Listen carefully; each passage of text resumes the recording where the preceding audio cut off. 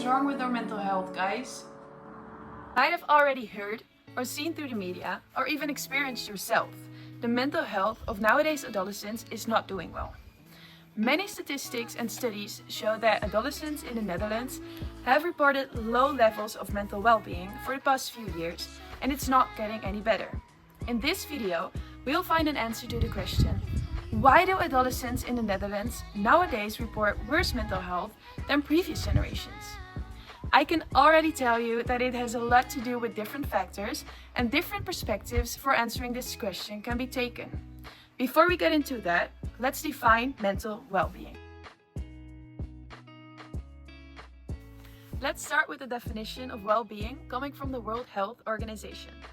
According to them, mental health is a state of well-being in which an individual realizes their own abilities, can cope with normal stresses of life, can work productively, and is able to make a contribution to their community. Mental health is fundamental to our collective and individual ability as humans to think, emote, interact, earn a living, and enjoy life. This means that mental health is more than the absence of mental disorder and is an integral part of health and is determined by a range of socioeconomic, biological, and environmental factors. Mental health is thus an essential part of well-being, which, according to the Dutch Youth Institution, refers to the degree in which an individual feels satisfied with life. Well, that seems like mental well-being includes a lot and is dependent on a broad context the person is in. Psychologist and professor Carol Riff developed a model for understanding well-being, where there are multiple dimensions as determinants. These are made up of self-acceptance, positive relations with others, autonomy, environmental mastery, purpose in life, and personal growth. So, now that we've got our definitions clear, let's see what the situation for the Dutch 16 to 25-year-olds in contemporary society is, and let's find out why their mental health is worse than previous generations.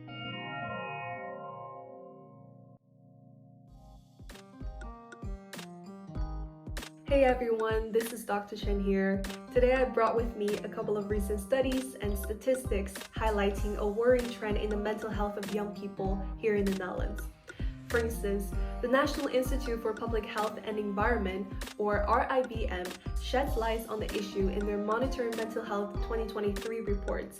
This comprehensive report provides a detailed overview of mental health across various age groups in the Netherlands, including adolescents, describing concerning trends in mental well-being, mental health issues, and psychiatric conditions.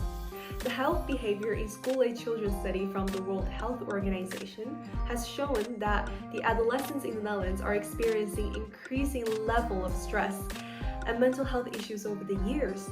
Even though in this video we're looking at the Dutch adolescents, this is not only a national issue. According to UNICEF's The State of the World's Children 2021 report, 1 in 7 adolescents globally is grappling with mental health issues. What could be the reason for that? Let's get into it.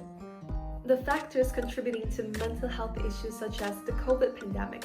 The pandemic specifically left an indelible mark on the mental health of young people in the Netherlands. The well-being of the Dutch youth also deteriorated. Satisfaction with life among young adults dropped from 86% in 2019 to 78% in 2021. The second factor could be the high academic pressure. According to the data provided by the Dutch Youth Institute, the pressure from schoolwork has significantly intensified over the years. In 2019, 38% of secondary school students reported feeling significant pressure from schoolwork, a stark increase from 17% in 2007. And of course, on top of the COVID-19 impact and the high academic pressure, many young people face significant work-related stress, reporting regular or frequent stress at their jobs. Teenage girls and young women were particularly affected. Freelancers and self-employed young people has faced even higher level of work-related stress. Those without a part-time jobs were more likely to experience frequent stress. The outcome of the increasing mental health issues including rise in suicide rates, loneliness, online bullying, It calls for urgent needs in mental health support and intervention strategies. Additionally, addressing work-related stress among young people is crucial as young people continue to navigate their careers, understanding and mitigate stress factors. These can all help foster a healthier and a more productive workforce as well.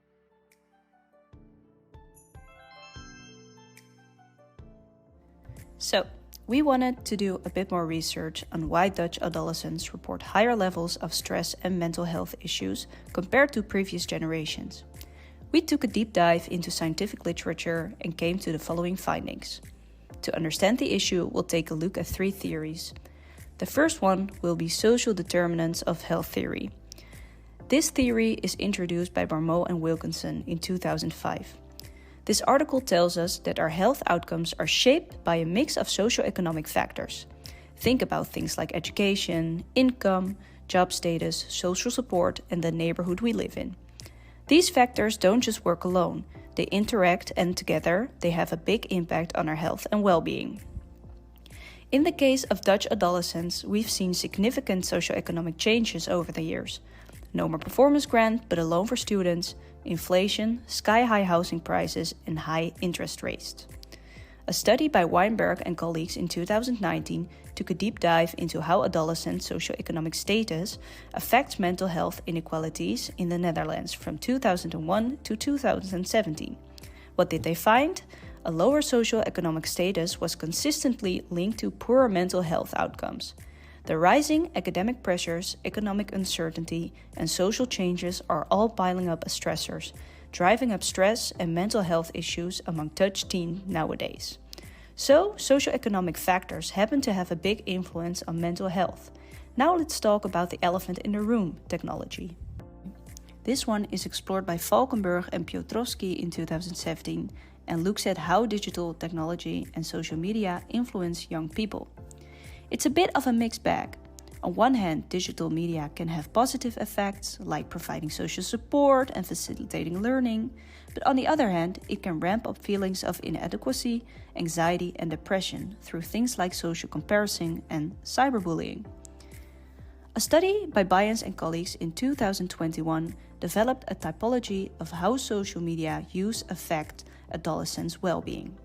They found that the impact of social media is far from uniform. It varies widely among individuals. For some, social media uses worsened mental health issues caused by, for example, cyberbullying, beauty standards, or jealousy, while for others, it actually provides support and improved well-being. This shows just how complex the relationship between technology and mental health really is. So, we've got a solid understanding of how socioeconomic factors and social media are at play. Now let's look at how young people cope with all this stress. The third and last theory we are going to discuss is stress and coping theory. Enter the stress and coping theory from Lazarus and Folkman from 1984. This theory is all about how we perceive and handle stress. Stress happens when the demands we face outstrip our resources to cope. And how do we deal with it? Well, we can either tackle the problem head on or manage our emotional response to it. So as discussed in the first 2 theories, adolescents face tons of stressors. Heavy academic demands, social pressures, and the ever-present influence of social media. Research shows that these stressors can overwhelm their coping mechanisms. The way teens perceive these stressors and the coping strategies they use can significantly affect their mental health. Ineffective strategies like avoidance or denial often leads to worse mental health and, for example, a burnout. Whereas problem solving and seeking support tend to yield better outcomes.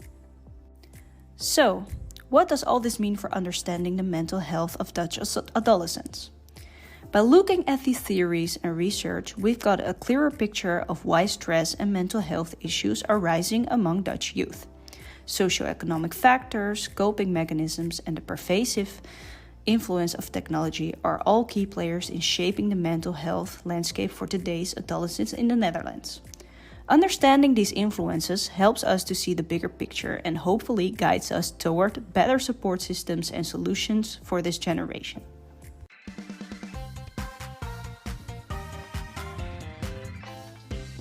So to address the present issue of mental health, it is valuable to look at potential solutions. Firstly, it is important to prioritize mental health, funding and supports more. Therefore, there needs to be political changes. Secondly, it is also valuable to incorporate mental health more in education. When you learn at a young age more about your own mental health and how to deal with it, it can help in the future to deal with issues which normally leads to stress. Also, it is useful to give education to the parents because they are coming from a previous generation, which can lead to not fully understanding their kids due to previous labeling and how they deal with their own mental health. And at last, of course, ongoing research for mental health because society continues to change, which requires research to implement solutions which are in line with what society needs.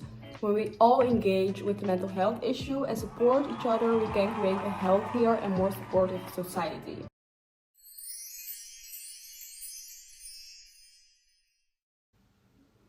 Nowadays, half of the children have problems, I heard, but back in the days, less. Where nobody knew what it was. Some kids did need help. I never heard anybody speak about mental problems.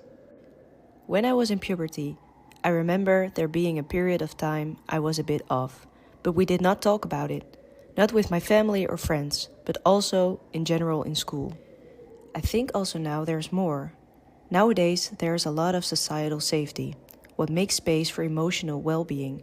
In previous generations, there was way more focus on just work, for example. There was much less space to give attention to that. For this, we can use the work of George Herbert Mead. In his work, Mind, Self and Society, he states that the self is something that develops in individuals as a result to the other individuals in society. An individual understands themselves by the overall viewpoint of the group as a whole. The self is thus essentially a social structure arisen in the social experience. To take this into practice, we could look at the research about the meaning of health, conducted by Moyola and colleagues. They found that in the individual experience of health of their respondents, the view of what health should be in that society they're in plays a big role in how they perceive their own health. So, when studying health phenomena, it's important to look at how individuals experience themselves within the context of their social environment and community health trends. So, what is wrong with our mental health? So posing all these different kinds of perspectives to each other, the social theories, the external factors, and also the perception of self in society, makes that we can conclude that there are a lot of different factors that make the mental well-being as it is now. But then, is it perceived differently now compared to previous generations? Are we talking about mental health in a different way than we did before? Are we expecting more of ourselves in the society that we're in now? Is society expecting more of us, or do we think that society expects more? A very clear answer cannot be given, but what we can say is that mental well-being is made up a lot of different things. So yes, it's different than previous generations, and we are talking about it differently. There are more possibilities to get help, and there are more possibilities to talk about it. I think there needs to be further investigation to how we can deal with the situation as it is now, and hopefully our mental health will get better and better in next generations.